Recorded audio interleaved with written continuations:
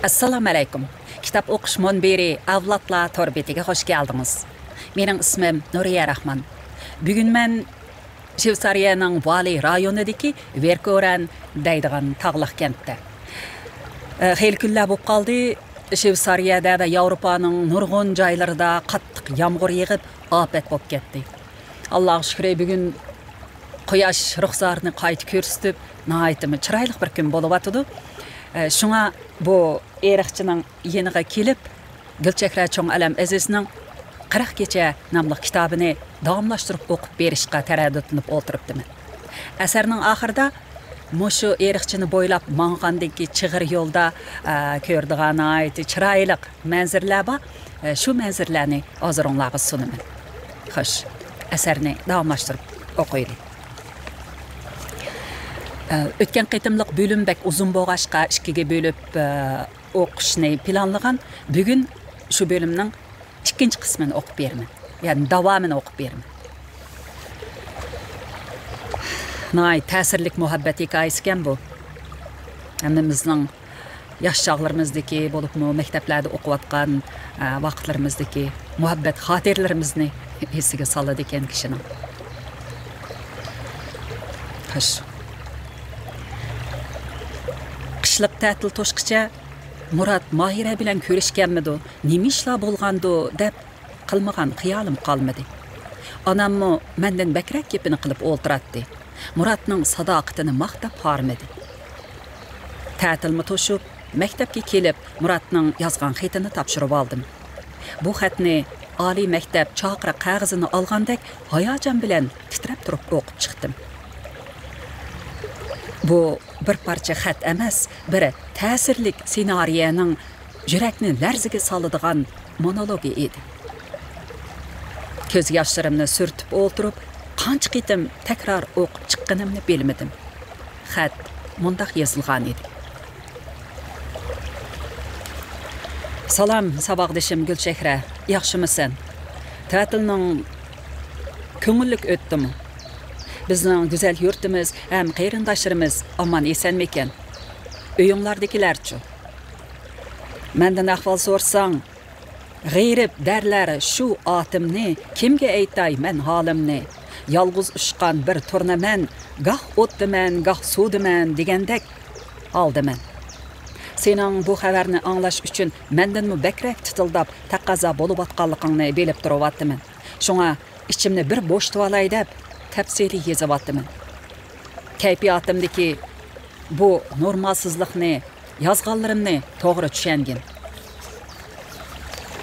Mahirani izlash istiki qo'zg'algan shu kundan boshlab tamoqning o'rniga quruqnan yeb, pul yig'ib, poyezdning o'ri turish beltini elib, men turayotgan bu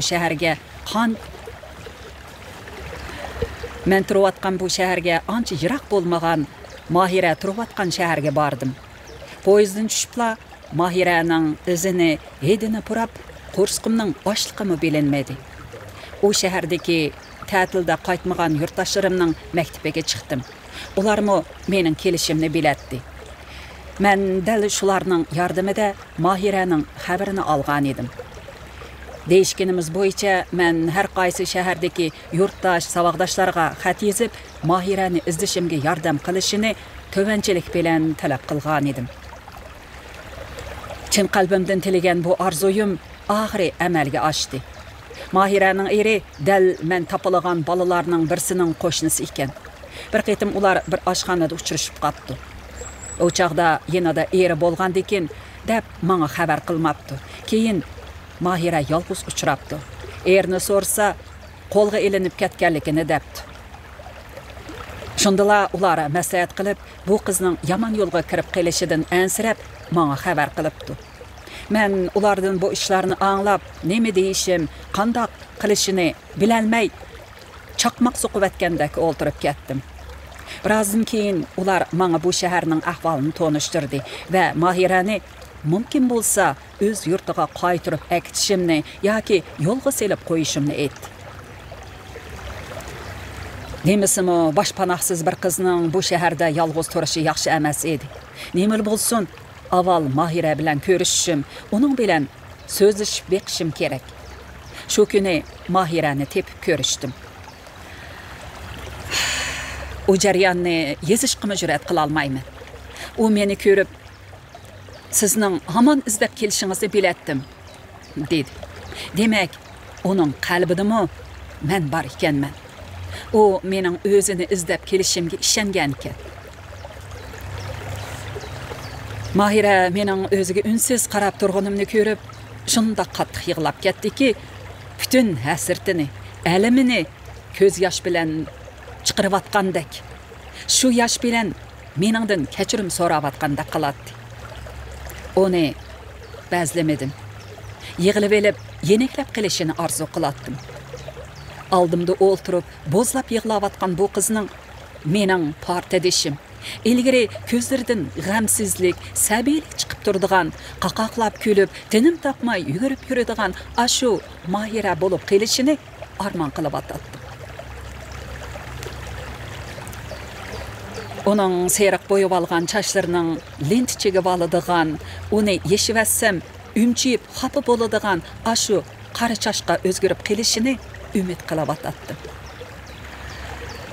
Muhimi, qayg'u alamga to'lib ketgan yuragining qat-qetidagi ismimning, o'rnimning yo'qab ketmasligini chin dilimdan umid qilmoqda edim.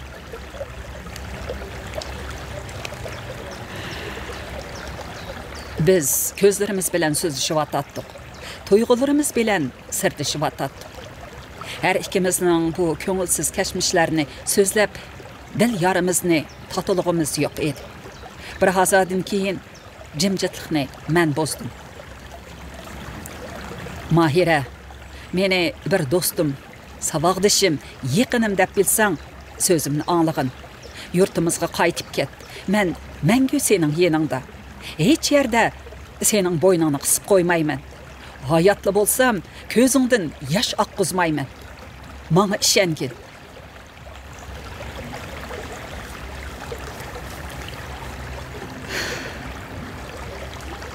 Men sen biladigan Mahira emas.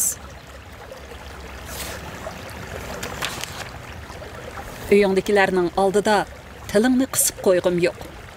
Bu to'g'riliq qilmagan xiyolim qolmadi. Peshonamga bu musofirlik, bu qismat, bu baxtsizlik putilib ketgan o'xshaydi. Yurtimda meni kutayotgan kim bor deysan? Meni bag'riga bosadigan onam yerning ostida.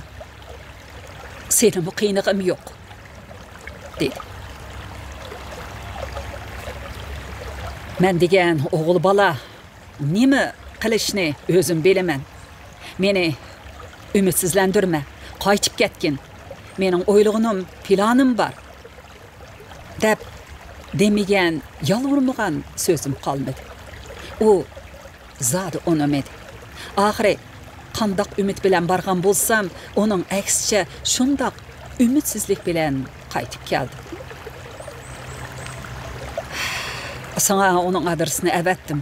Sen xat yozib boqqin. Mening uni mangu yaxshi ko'rdiganligimni degin. Nima bo'lib ketishdan qat'iy nazar, uningga bo'lgan muhabbatim hargiz o'zgarmaydi. Uningga cho'qim ishonsin, menga muhabbatimga ishonsin.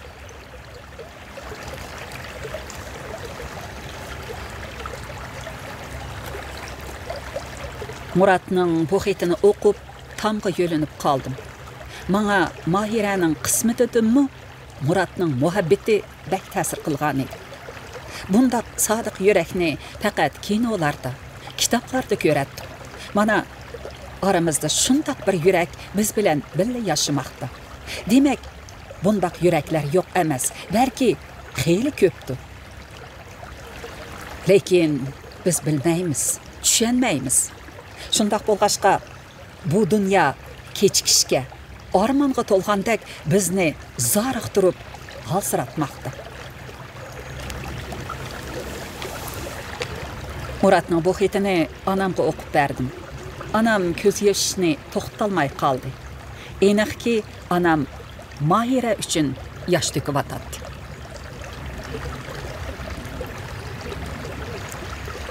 Sit, chiroyli Mahira. Ona degan qiz bola uchun shundoq muhim. Shunga ko'ngillar oltin bosh dadang bilan qolgucha paxma bosh onang bilan qol deb bekor aytmagan. Qandoq arzuli qiz edi ha? Bizmi ishkirda zaharlik chekimlik sodisi qiladigan bir bola akitibdi, to'y xetimi olmabdi deb anglagan. Yaqinda texi bak jiq zahar bilan tutilibdi, umri turmida o'tkidak deb anglagan. Rost ekanda, shu bechora qiz ko'ngil deydimi yoki musha shahardan yiroqroq turay deydimi ketibdi. Voy Isit, Mahira. Siz shu xat yozdingizmi? deb so'radi. Yozdim. U ko'ngil deb ketmabdi. Muratni bek yaxshi ko'rdi. Bu yerda tursam, Murat izlab kelsa, qaysi yuzim bilan qarayman, uningga yuz kelolmayman deb ketibdi. Bu Muratmi bek esil bola ekan. Dadasi onasi bilan biz parallel sinfda o'qiydik. Dadasi shundoq vafodor odam edi. Onasi ikkisi muhabbatlashib, keyin dadasi Urumchiga o'qishga ketdi. Onasini uydagilar bir tuqqaniga majburiy to'yini qilabatdi. Buni anglab dadasi o'qishini tugitib yurtiga kelmay, Urumchida qilib to'y qilibdi. Keyin ajrashib ketibdi. Keynidan bu yerdagi savoqdashining ajrashib ketganini anglab, xizmatini almashtirib, Muratning onasi bilan to'y qilgan, dedi onam. Voy ana, ajab tafsili biladi ekansan. Demak, Muratning ota-onasi muhabbatni tushundigan kishilar ekanda. Hammamiz qurdosh bo'lgandan keyin asosan bilishimiz. Uning ustiga bizmi shu chaqlarda ularning qayta jam bo'lishiga havas qilib, baxt tilab so'zlashib ketdik. Yo'llarda, to'y-to'ykinlarda uchrashib qolsak, issiq salomlashib ketamiz. Amsa Moiranimi to'g'ri tushunar ekanda? Bechora do'stim, uni bilmagashga Muratning ota-onasi unimay qolsa, texmi azobda qolmay, Muratnimi chiki o'tirdi siqib qo'ymay deb o'zini qochirib bu kunga qopdi-da. Isit, burunroq degan bo'lsang-chi ana. Helimi qaytib kelsa bo'lmamdi. Shu johilligi yana bor ekanda. O'z yurtida yursa bo'lmamdi. Biri chalma desa, olma deydigandan yana biri chiqidi emasmi? Ana izlab beribdi, uningdan cho'ng ish bo'lamdi. Uningdan cho'ng baxt bo'lamdi qizim. Yana xat yozib nasihat qiling, qaytib kelsin, dedi ona.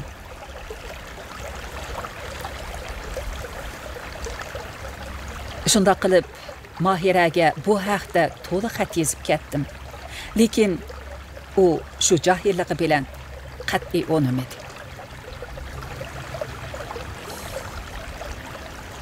Biz izchil xat aloqasi qilib turdik. Mahira xatida to'laroq Muratning ahvolini so'raydi. Muratmi mendan uning ahvolini so'rab xat yozib bormadi. Yillar o'tib, o'qish bitkizish oldida hammamiz xizmat halakchiligi bilan aldirash bo'lib ketdik. Lekin Mahiraning xatiga javob yozishni zodi unutib qolmadim.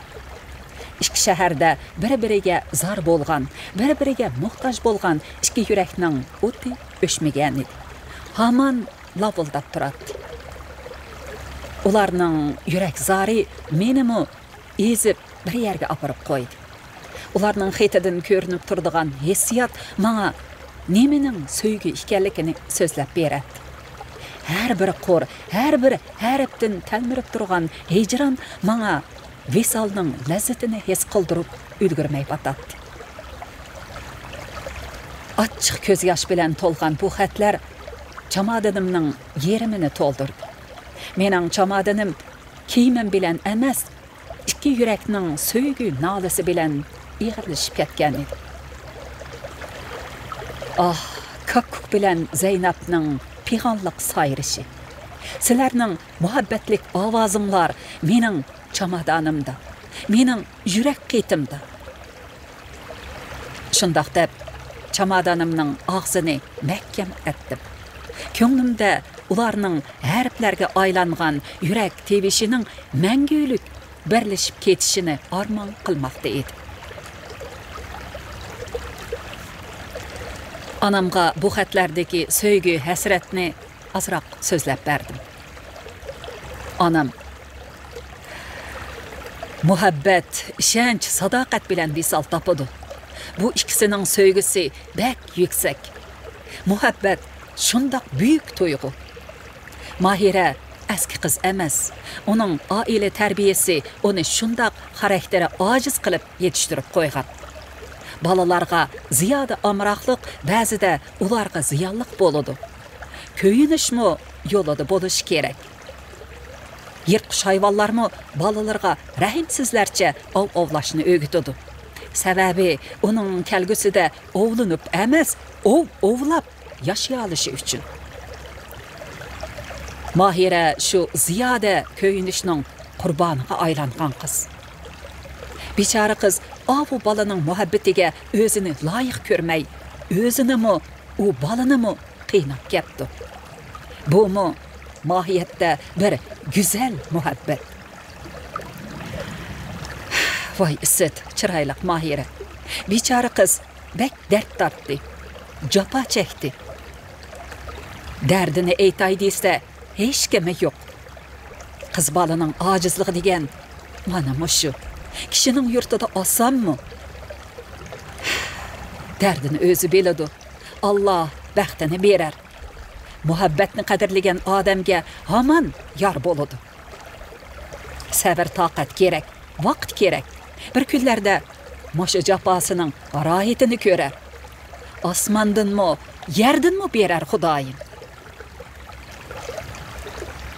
Anam Mahiraga uzoq duo qildi.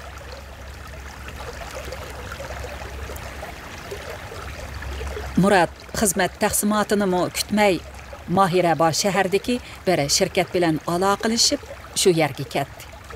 Uning chet el tili o'rgangani xalqaro savdo kasbi sayohat shirkatining orsulab ishlatishiga erishgan edi.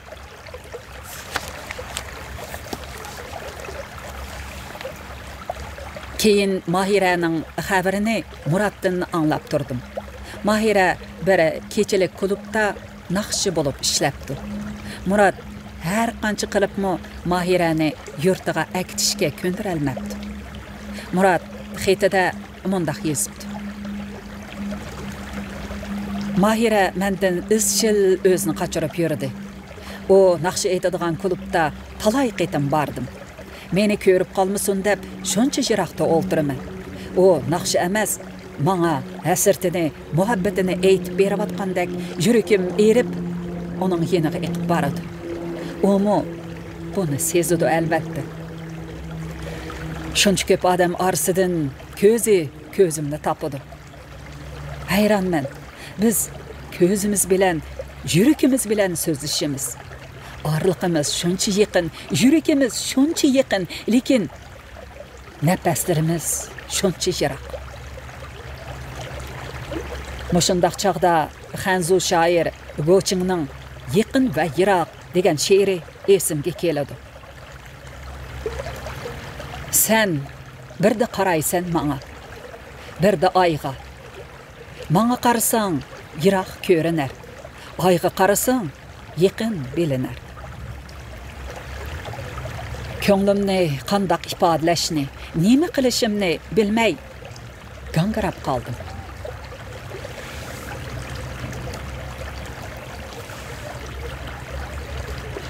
Bular bilan tang meningmi yuragim ezilib yurdim.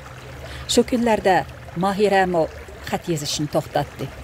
Bir necha oydan keyin Mahiradan bir parcha xat topshirib oldim. U xatida bir o'ttira sharqliq arab savdogarga yotliq bo'lganligini, shuning bilan uning davlatiga chiqib ketadiganligini, rasmiyatlarning kutganligini, bu xatni takkanda balkim chegaradan chiqib bo'ladiganligini yozibdi. Xatni o'qib, beshim perqirab ketdi. Qayta o'qishqimi jur'at qila olmadim.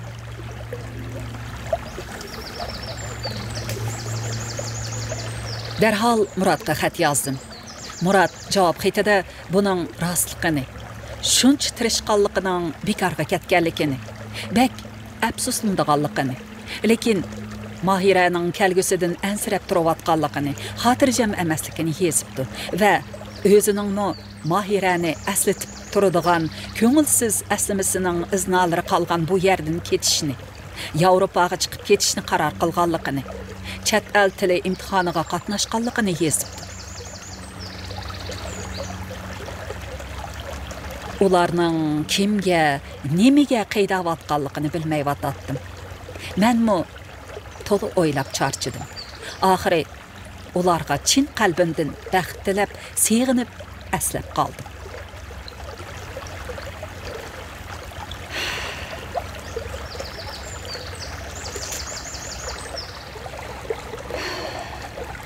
Keyin anam bilan pat-pat ularning gapini qilib qo'yatdi. Anam Mahiradan andish qilatdi. Bir amal qilib xabarini elishimni aytatdi. Menmi amalimning boricha tirishdim, lekin xabari bo'lmadi. Oradan 8 yil o'tganda Murat keldi. Muratni ko'rib, kaynidan Mahira kelib qoladigandek shundoq xushal bo'lib ketdim. Ikkimiz bir qahvaxonada o'ltirib, qizg'in mo'ngishib ketdik. Murat avval o'zining utuqliq o'qish, xizmat jarayonini so'zlab berdi. Muhabbatga sodiq odam albatta hammaga shundoq astoydil, mas'uliyatchan sodiqlik bilan muomala qiladi ekan. Uning shon sharaflarini anglab, savog'doshlikning yuksak bir mehri bilan suyunish va faxrlanish hissiyotimni to'xtamay, hayajon bilan so'zlab ketibdiman.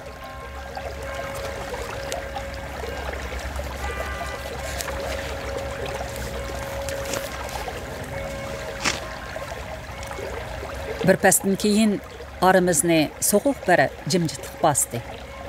Qahva stakanidan ko'zimni uzib Muratga qaradim. U belki bilan dasturxonni kuch bilan qirib o'ltiradi. Ikkimiz Mahirani aslavatdi. U haqida nadan so'z boshlashimizni bilmagandek, bilsakmi bir ochiq o'tmishning yuragimizni yana bir qitim azoblashiga bardoshlik berolmasligimizdan ansiragandek, murakkab bir hissiyot ichida o'rtanadi. Vaqt nima degan tez o'tganda, birdamdala sizlarning chiqib ketganinglargami 8 yil bo'pti, dedim Mahiraning gapini chiqarishga urinib. Shundoq 8 yil bo'pti. Bir qarasang, ko'zni yumib oshqicha o'tib ketgandek. Bir o'ylasam, 80 yil o'tib, kashmishlarim meni bo'vay qilib qo'ygandek bo'laman. Men ishlaydigan shirkat xalqaroliq bir telegraf shirkati. Har qaysi davlatda tarmoq shirkatlari bor. Keyin men arab tili o'rgandim. O'rta Sharqdagi davlatlarga mi chiqdim?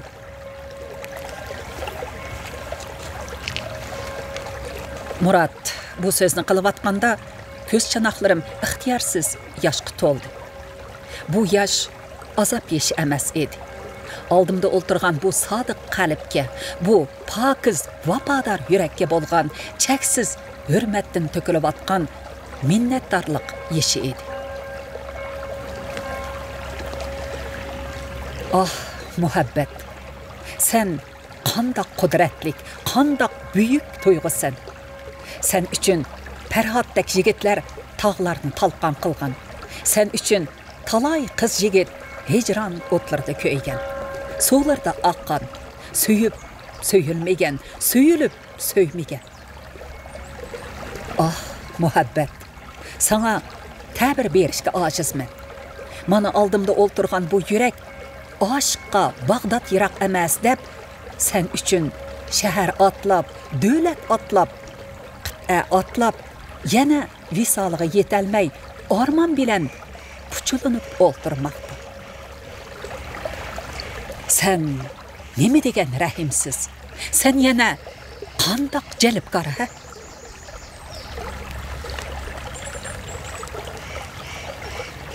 Muratga qarab unsiz o'ltiratdim. U ko'z yoshlarimni ko'rib, ko'ngli yerim bo'ldi bo'lmay, bir tal tamoq chiqarib, mendan chekishga ruxsat so'radi va titrab turgan qo'llari bilan tutashtirib, kuch bilan sho'rdi. Bir ruscha naqshi bor, tamoqining tutuni deb, tamoqining tutunidan xiyolidagi siymoni yasab chiqadigan dedi. Mushu istimi Mahiraning siymosi bor.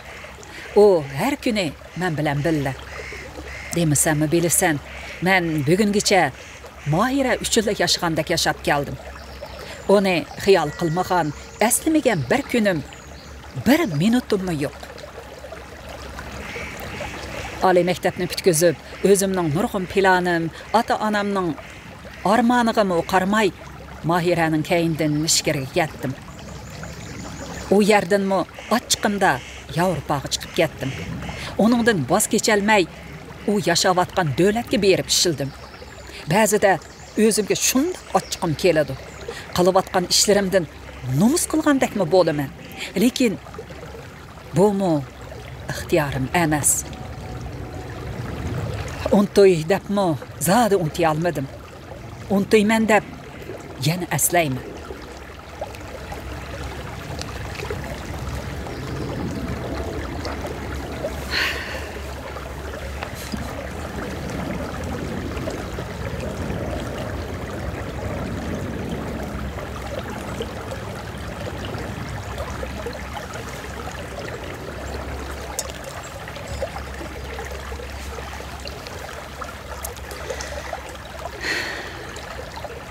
Undaq demegin, o'zing yaxshi ko'rgan odam uchun yashashing, o'zingni hurmat qilganing, muhabbatingni hurmat qilganing.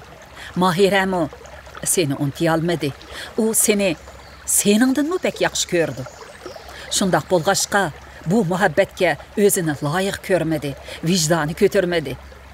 U seni kech kunduz aslab, seg'inib yurgashga sening qalbingdan chiqib ketolmadi. Mehrni uyg'otdi. Tuyg'ular tepshalaydi, sirdishalaydi degan dal mushu gap. Sizlarning tuyg'unglar doim bella. Shunga har ikkinglarni araminglarda qo'ymaydi. Lekin Murad, endi reallikqa qaytib kelgin. Menmi shuningga tirishyapman. Yaqinda to'y qilaman. Shuningga keldim. Nima degan yaxshi, muborak bo'lsin. Qachon? Kelar hafta.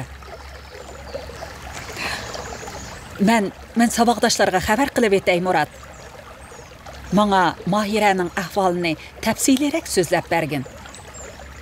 Ko'nglingni yerim qilmay deb so'ramadim. Endi to'ymi qiladi ekansan. Xushal bo'ldim. Mening Mahiraning turmushini bek bilgim bor.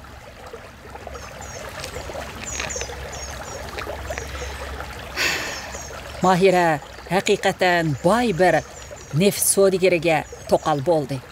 U sodigar ishkiriga kelganda shu klubda tanishib qopti ekan.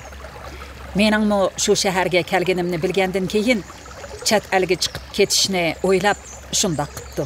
Keyin menga xat qoldirib bu ahvollarni dedi. Men 5 yildan keyin Mahira yashayotgan davlatga kelib, uning turmushini ko'rib, xotirjam bo'ldim. Keyin ko'p o'ylab, o'zi xalab tanlagan yo'l bo'lgandan keyin nima bo'lsin, tartgan ashu jafolarga bu rohat turmushga erishibdi deb o'zimga tasalli berdim. Lekin Murad, shuningga ishonginki, u rohat ichidami sensiz baxtli emas. U seni o'lsimi unutmaydi. Menga yozgan xatlarda buni davomli deydi. Muhabbat degan shundoq xiyolda, armandala qoladigan tuyg'u bo'lsa kerak. O visoliga yetalmagani uchun shundoq go'zal bo'lsa kerak. Muhabbat boshqa, nikoh boshqa deydi ekan. Meningcha Mahira nikohdan iborat bir mas'uliyat bilan yashayotgan bo'lishi mumkin. U sening shu davlatda ekanligingni bildimi? Bildi. Biz to'g'ri paranglashdik. O turmush ahvolini, xotirjamligini dedi. Menmi ularning turmushini anglab turgandan keyin xotirjam bo'lib Yevropaga qaytib keldim. Mana to'ymi qilish oldida turyapman. Mahiraning turmushini ko'rib, xotirjam bo'lib, ondan o'zingning turmushini o'ylabsan-da.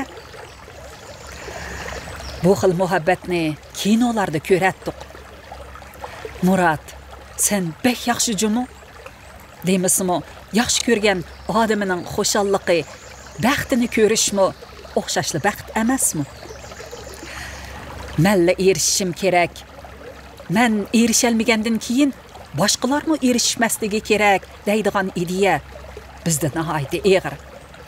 Inson aslida shaxsiyatchi, lekin muhabbat undaq bo'lmasligi kerak. U sendek yuksak fidokorlik hissiyotiga to'yingan bo'lsa, ondan bir-birining qalbida mangu aslanadi.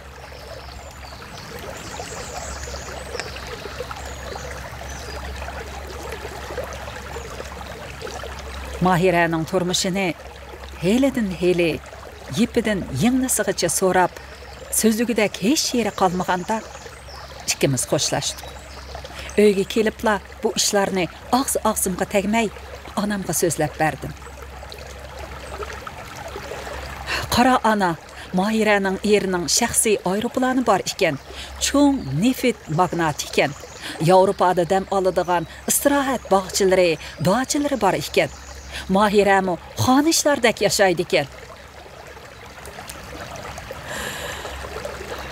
Dunyoda 5 g'oyib ish bo'ladi.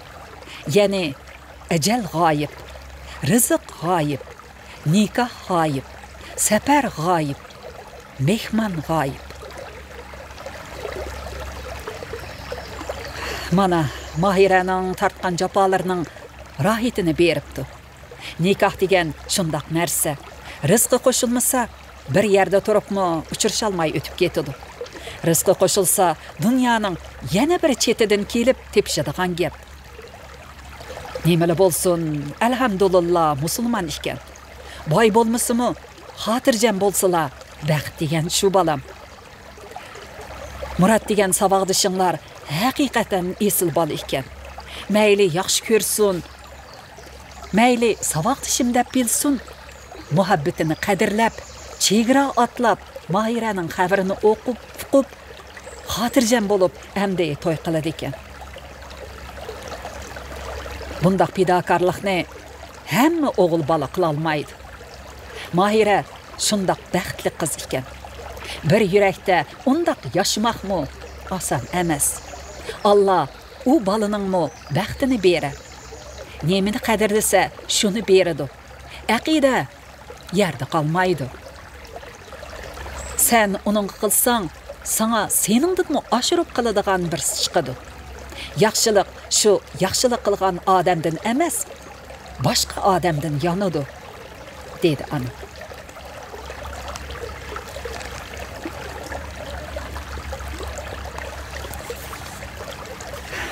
Murat to'y qilib, shu qizni elib Yevropaga ketdi. Biz to'g'ri adreslarimizni almashtirdik. Mahiraning adresini elib oldim. Murat menga: "Endi Mahiraning ahvolini sendan bilib turaman. Faqat saboqdishim sifatida aslayman. Meningdan salom degin", dedi.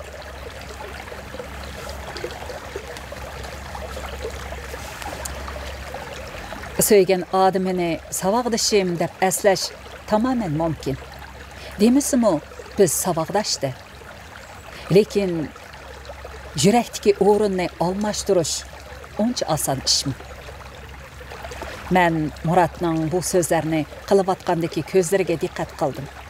Murat esil yigit.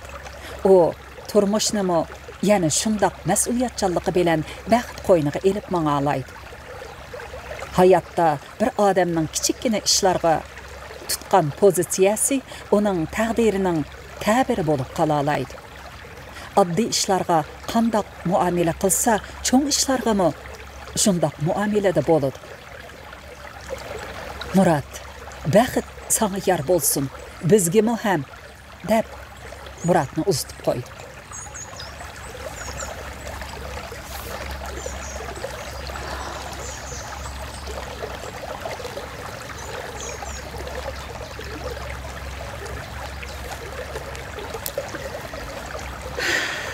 Mahira bilan ilxat orqali ko'rishib turdik. Uningga Muratning to'y xabarini degim kelmadi. Немеле дигән белән, бу Маһира өчен хош хәбәр эмас. Оның зейдилинеп, әмди яхшылынып аткан жүрекене яна агырткым келмеді. Маһира turmuşының яхшы, хатırjam икәнлегене, түшүдүмү көрмеген урдыдак өйдә хаништак яшайдыганлыгын. Лекин кыйкылып соқылып жүргән күнләрне зады есидин чыгарып этелмәйдиганлыгын. Даим пәришан ва хыялчан йөрдіганлыгын. Бу көңіл yerimliqini һәр кандай кылыпмы толдыра алмай батканлыгын язатты. Шу күнләрдә о ери белән Кара деңизгә, Швециягә саяхәткә барганлыгын. Шу ярдан келипме кайфиятының җайда әмәслеге, саламатлыгының анча яхшы булмай ватканлыгы, неме есе яндырып, тамак сыңмай ватканлыгы, шу сәбәп муддаттан бурын кайтып келгәнлеген язды.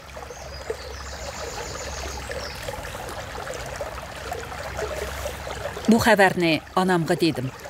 Анам, рух дигән шундак мөһим. Маһира алтындан таш киеп, ордада яшсымы, көңіл азадлыгы булмаса, һәммәсе бекар. У кыз яны шундак жахил икән. Йортыны, тугылып өскән өйене, дадысыны, кырындашларыны, достарны сыйганады. Кайтып келгесе, көргесе келеді. Ватан дигән, ватанда шу отмы кыйнайды, dedi. Kelgin desem, көңілсіз әсімілерімні әсігім yok deydi. Onun üstüge eri iş çoğrak adam okşaydı. O adam yalğız yolga selip koymaydı iken. Belli kelişini Maһира xalamaydıgan okşaydı. Tağ yöt geldi dese işininglar, adamның mijazi o'zgardi dese ishonmanglar deb, bu qizning deginini qiladigan mijazi yana bor ekanda. Unda qilsa kesal bo'ladi. Tamoq singmigini oshqozonning yaxshi emasligi, hamma kesal ruhiy besimdan, ruhiy tushkunlikdan, umidsiz xiyolni ko'p qilganlikdan bo'ladi. Hammani kayniga tashlab, yangidan dunyoga keldim deb yashsin. Gap qiling, kelsin, ruhi ko'tarilib qoladi. Tuqqanlarimi gapini qiladi, bizmi seg'indik. Oldimizda cho'ng bo'lgan emasmi? Anasının qabrisini yo'qlasa, o'zining ko'ngli teshlinib qoladi, dedi ana. Anam degandek mazmunda to'rda necha parcha xat yozdim. Hech javobi kelmadi. Har kuni necha vaqt kompyuterimga qarayman. Yana javobsiz.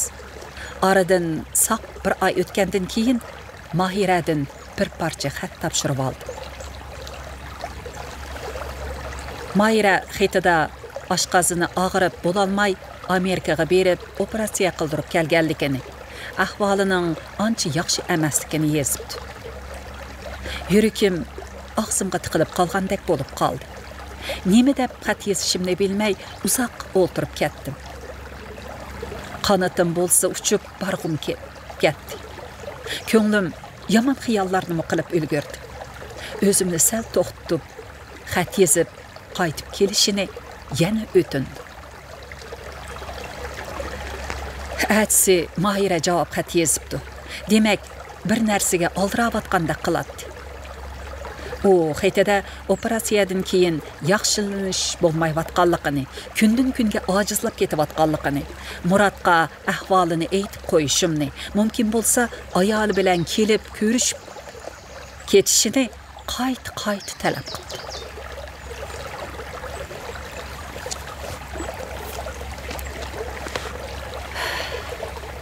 Bu qurlarni o'qib etib, qo'rqib, to'lib etkili tasli qoldim. Demak, Maһира Muratning to'y qilganligini anglabdi. Bishara do'stim shu sababdan og'rib qolgandimi? Bu xabarni yig'lab turib onamga so'zlab berdim. Onamningmi ko'ngli yerim bo'ldi va yetimning og'zi oshqi tegsa, burni qanabdi deb bichora qiz ajab kunlarni ko'rdi. Kesalni bergan Xudo davosini bilib beradi. Shifoliq tepib qolar. Muratga xabar qiling. Ayolini elib borsin. O'zi borsa, eri xato tushunib qolmasin, dedi. Shu kunila ilxatda Muratga bu xabarni yetkazdim. Әтісі сәһәрді қопыпла ilxat sandıqımda Mahira və Muratdan kelgan 2 parça xatni tangli ko'rdim. Avval Mahiraning xatini o'qidim. U Muratning yo'liga qaratganligini, cho'qim kelishini, eriga ayol savog'dishining keladiganligini deganligi, kutayotganligini yozibdi. Muratning xatini o'qidim. O bu xabardan bakli cho'chib ketganini, ham ansirayotganligini, viza elishga iltimos qilganligini, chiqsila boradiganligini yozibdi. Bu xabarni Mahiraga yetkazdim. Endi kunlarim texmi ansizlik ichida kashkicha kompyuterda xat kutish bilan o'tyotdi. Meningdan bak onam titildab yuradi. Aradan 3 kun o'tib Murat viza olganligini, bugun yo'lga chiqadiganligini yozibdi. Orqadan ular bilan bir haftagacha aloqa qilisha olmadim. Telefon nomerini yozib olmaganligimdan shundoq pushaymon qoldim. Kech kunduz xabar kutib, kashkicha ularning xat sanduqiga xat yozib to'ldirib etdim. 9-kuni Muratdan uzun bir parcha xat topshirib oldim. Xat mundaq yozilgan edi.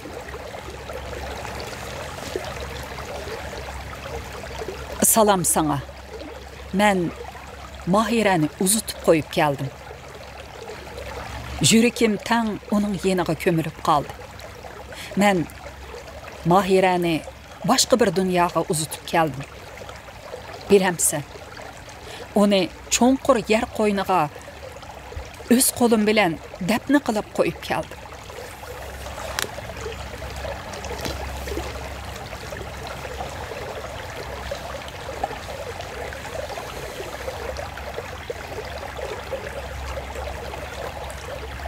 Uni so'q yer ostiga ko'mdim. Yana o'z qo'lim bilan ustiga to'p chachaladim. Men hammani qila oldim. Yana qaytib kela oldim. Yana o'ltirib san bu ishlarni yezib otdim.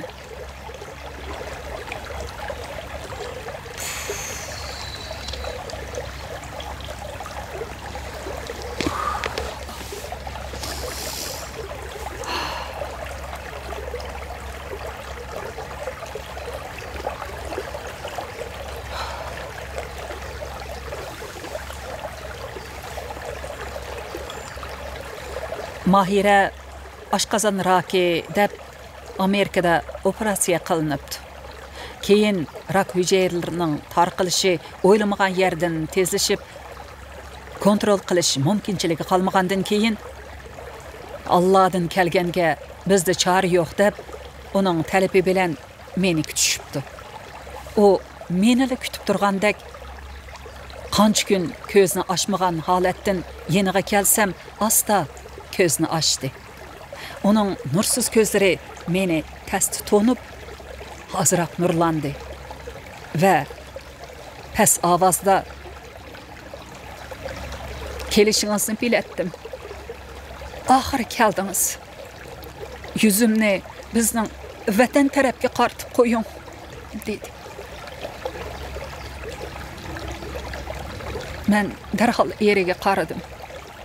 Onun jig'idan shigan ko'zlari pildirlab qolgan edi. Men uning bu so'zini tarjima qilib berdim. U meni ikkilinib turg'unimni ko'rib, arab tilida orzusiga yetkazayli, Alloh osonlik bersin, dedi. Men titrab turgan qo'llarim bilan Mahirani yo'lab, yuzini vatan tarafga qartib qo'ydim.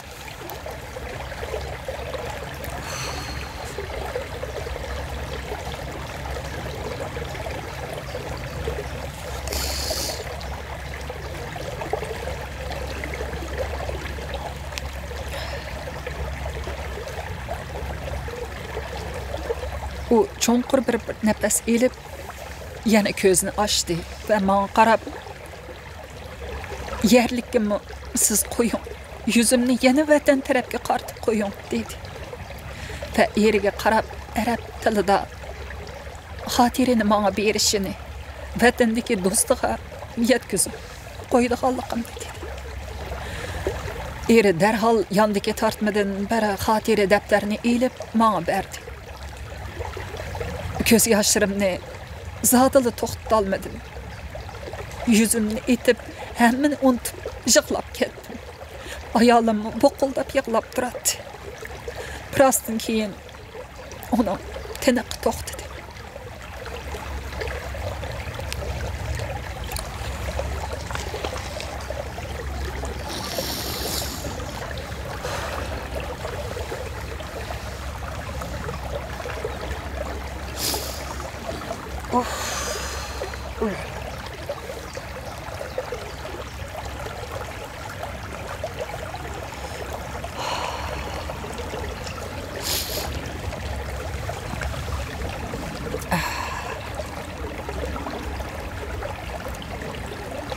Şunda qilib, ahiretlik işlerini tügütüp qaytib keldim.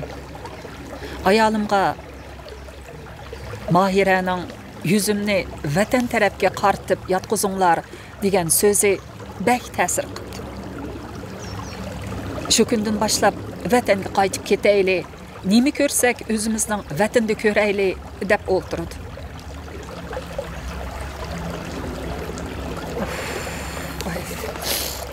Asbir to'xta olachim.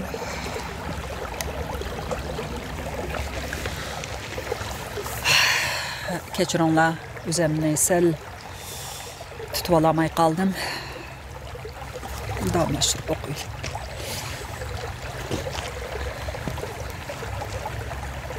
Xatni mush yergacha o'qib, o'zimni tashlab, varqirab yig'lab ketdim.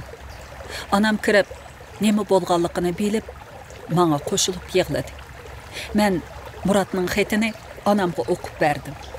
Onammi Mahiraning yüzümni vatan tarafga qartib qo'yinglar degan so'zni anglab, texim yig'lab ketdi. Jenim balam, meni rozi bo'lsin desingiz, hargiz chet elda yashayman demang. Xon ordisida malika bo'lasan desimi unima. Mana ko'ryapsiz. Bichora qiz hech bir tuqquni yo'q.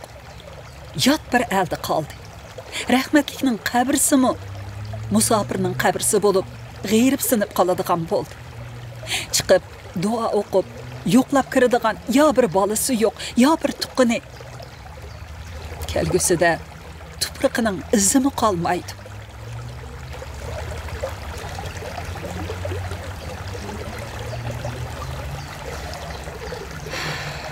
Shuningdan boshlab onam menga chet elda yashab qolmaslik haqida doim nasihat qiladigan bo'ldi. Bir kuni Muratdan kelgan bir posolkani topshirib oldim. Uningda Mahiraning kundalik xotirasi bilan bir parcha xat bor ekan. Xatda Murat bu xotirani kunda ko'rib, texmi tushkunlashib ketganligini, ayoliningmi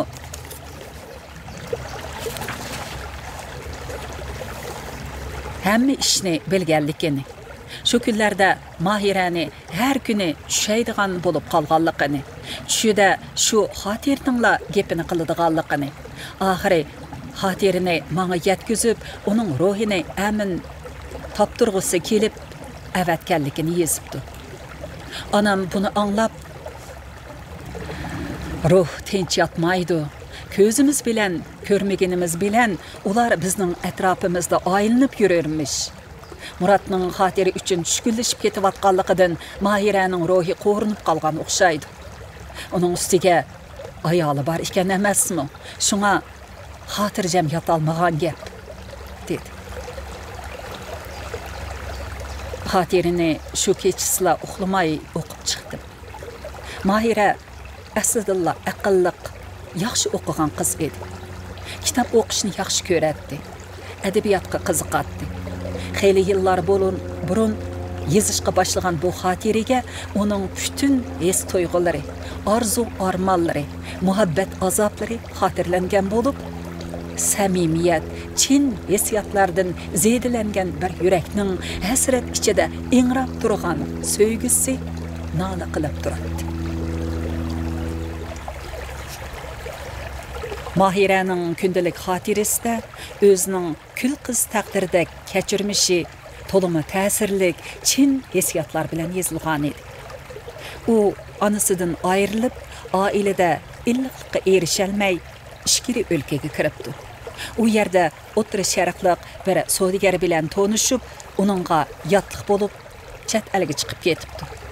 Gerçi bayashat turmushga erishgan bo'lsa-mu, qalbidagi seg'inish, vatansirash, yurtsirash azobida ko'ngli to'yinmayli yashapti. U yerdagi hashamatlik turmush uningga tasalli bo'la olmabdi. Oxir ig'ir kasalga giribdor bo'ldi. Erimi bak ko'yinib, yaxshi daval tutdi.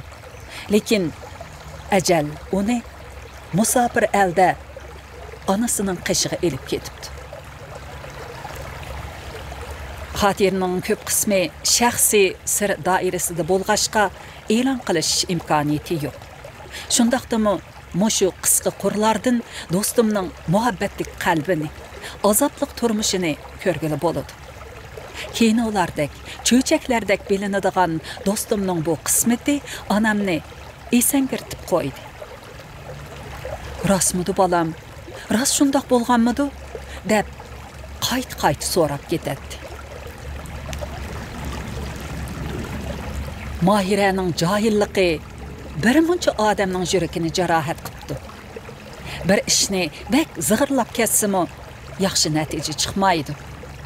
Bechora Muratmo uni unutiy olmabdi. Mahira uningdan ko'p azob chekibdi. Helimi eri bu xotirdagi xatlarni o'qiy olmaydi ekan. O'qib qolsa, uning ko'ngli yerim bo'lar edi. Shu bechora qizni cho'ng qilgan, keyin o'gay ona bo'lgan oshu ayolmi Mahirani xorlab, o'zimi yaxshi kun ko'rmadi. Murat degan savoqdishinglarmi bek yaxshi bola ekan. Mahirani dapli yashagandek yashapti, dedi ana. Rost deysan. Bu ikkisining bir-birining xabarini so'rab, menga yozgan xatlarini to'plab qo'ydim. Ratlasam, biri ta'sirli muhabbat xotirasi chiqadi, dedi.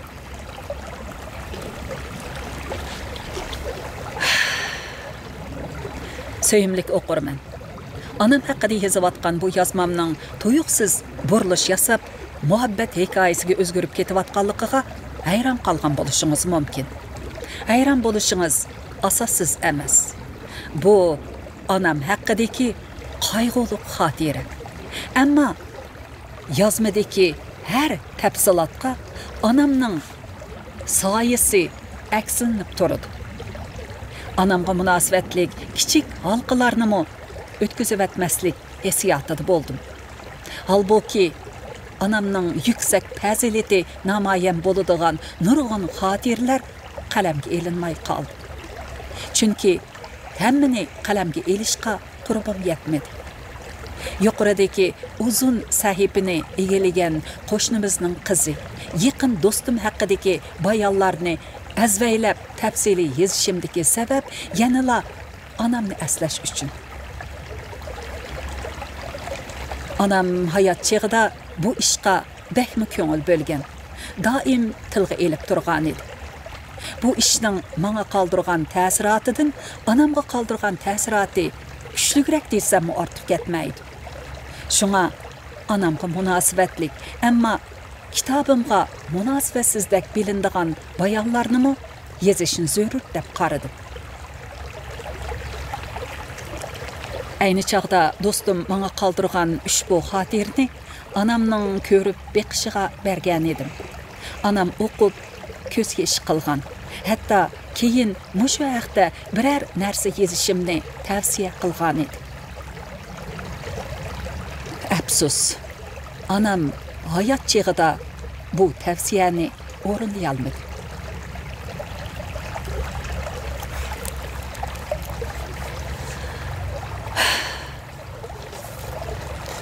Ma'qul amsa, bugun bu bölümni o'qib tugatdik. Davomini kelar qitim yana davamlashtirib o'qib beraman. Özür tileyman, o'zimni shuncha tutib olay desam mumkin bo'lmay qoldi. Ba'zan amal yo'q. Xo'sh, tövandagi chiroyli manzarlarni ko'rib, sizlarning agar kayfiyatinglar menga o'xshash sal buzilgan bo'lsa yaxshi bo'lib ketadi deb o'ylayman. Ma'qul amsa hammamiz omon bo'laylik.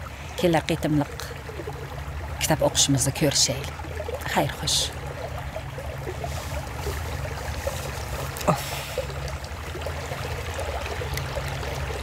Shunchalik chiroyli yiqyapti. Suzib. Havam shundoq yaxshi. Olala.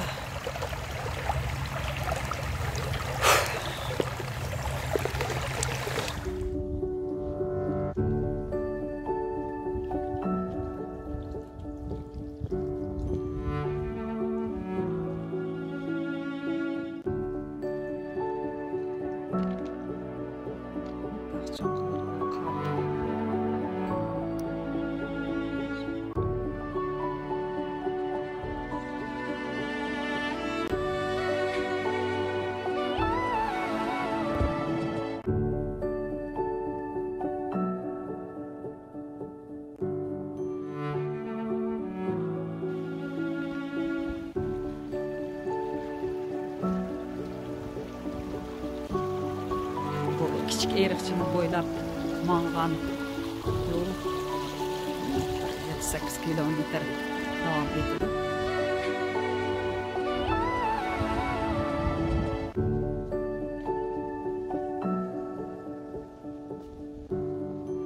Pastisi bizning kichik kent.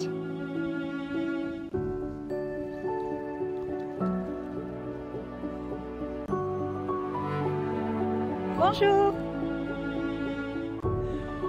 Skyline.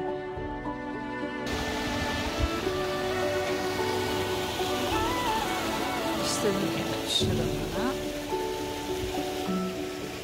Ana mayeler adette kış qar teyilgan vaqtimizda o'tadigan yo'llar.